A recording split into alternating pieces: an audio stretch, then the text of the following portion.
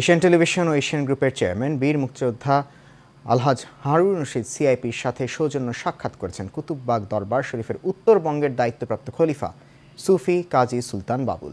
রাজধানী গুলশানের নিকেতনে এশিয়ান টেলিভিশনের কার্যালয়ে তাকে ফুলেল শুভেচ্ছা জানান এশিয়ান টেলিভিশন এশিয়ান গ্রুপের চেয়ারম্যান বীর মুক্তিযোদ্ধা আলহাজ মোহাম্মদ হারুন রশিদ সিআইপি।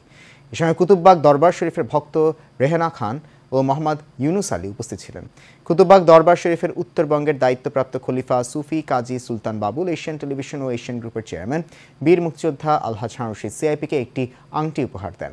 দরবার শরীফের অসংখ্য ভক্ত অনুরাগীদের যোগাযোগ সহজ করতে গ্রাফিক্স বন্দি নম্বরে যোগাযোগ। কুতুববাগ দরবার শরীফ একজন বাবা কাজী বাবুল সুফি সুলতান, উনি একজন যোগ্যতা দেখি ওনাকে দেওয়া হয়েছে। সমস্ত উত্তরবঙ্গের সকলের দায়িত্বে কুতুববাগের দায়িত্ব পাওয়াটা বহু কষ্টকর।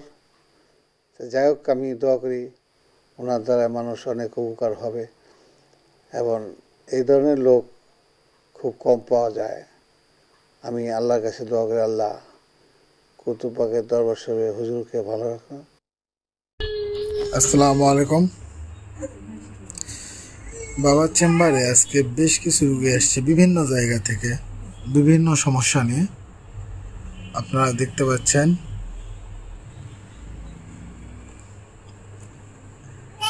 আমরা একজনের সঙ্গে কথা বলবো। আসসালামু আলাইকুম। আপনি আজকে এখানে কেন আসছেন? পারিবারিক সমস্যার জন্য। ঠিক আছে, আমরা এই আপুর সঙ্গে কথা বলবো। আসসালামু আলাইকুম। আপনি কি সমস্যা নিয়ে আসছেন আজকে? সমস্যার কারণে বাবার কাছে তদবির নিতে আসছি। আচ্ছা আচ্ছা, তো অপেক্ষা করেন।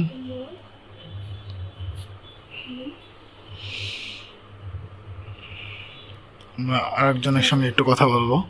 আসসালামু আলাইকুম। আপনি কি সমস্যা নিয়ে আসছেন? সাংসারিক সমস্যা, পারিবারিক।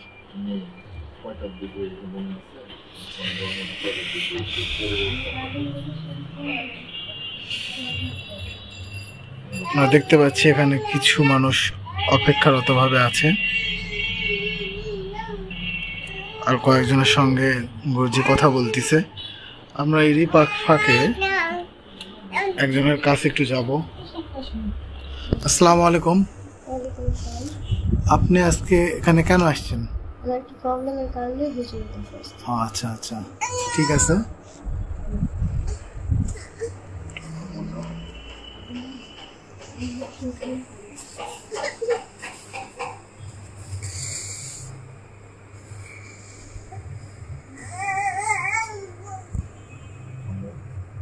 আসসালামু আলাইকুম।